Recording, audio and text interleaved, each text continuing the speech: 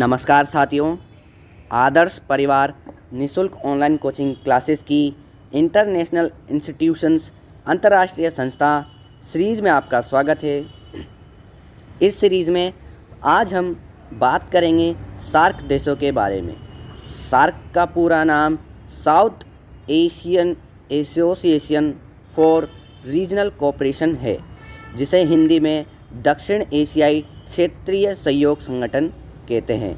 इसके नाम से ही स्पष्ट है, यह दक्षिण एशियाई देशों के क्षेत्रीय सहयोग के लिए यह संगठन बनाया गया है। और इसका चिन्ह, इसका लोगो कुछ इस प्रकार है।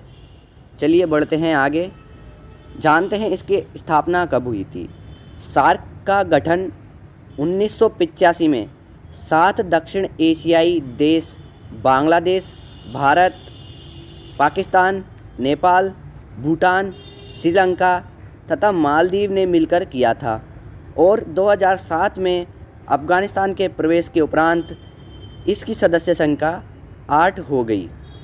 और इसके अलावा सार्क देश एक साथ मिलकर दुनिया की कुल 21% आबादी और 3% क्षेत्रफल तथा 3.8% अर्थव्यवस्था का प्रतिनिधित्व करते हैं। तो चलिए जानते हैं, एक बार इनके झलक देख लेते हैं कि ये देश कहाँ कहाँ पर है।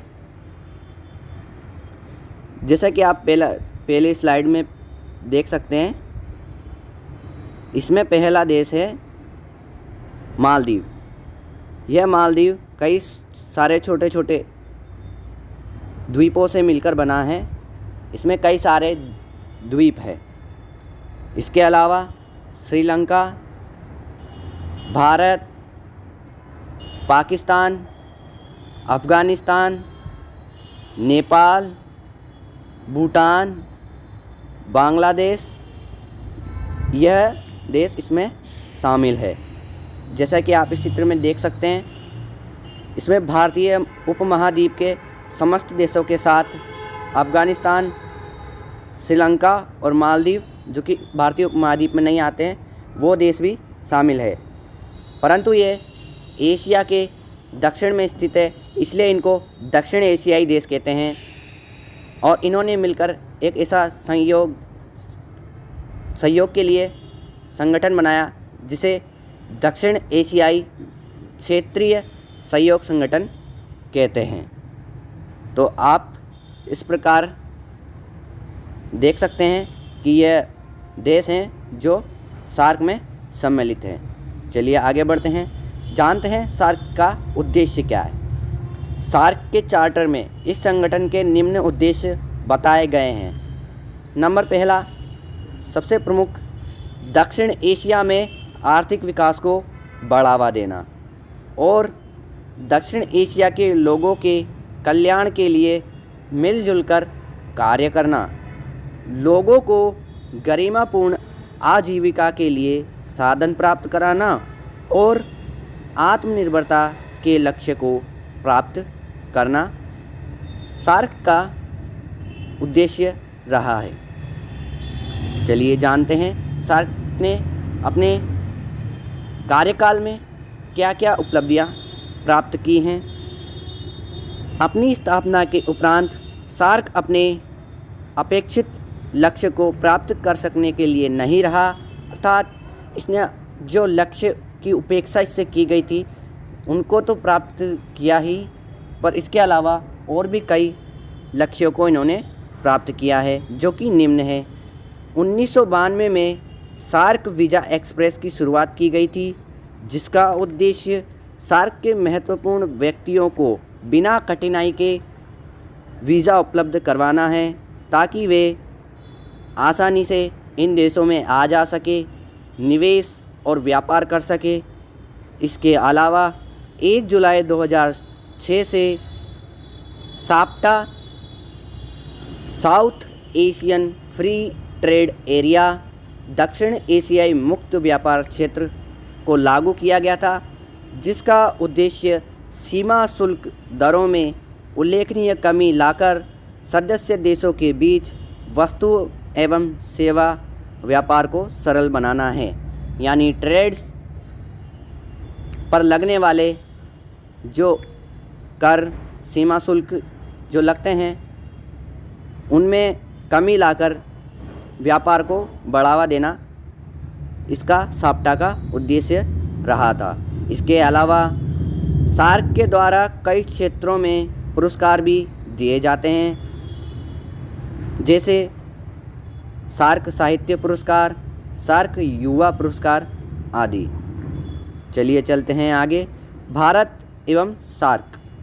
भारत सार्क का संस्थापक सदस्य है तथा इसकी सफलता के लिए भारत द्वारा कई प्रयास किए गए हैं। जैसे साप्टा को लागू करने में भारत की सबसे अहम भूमिका रही है।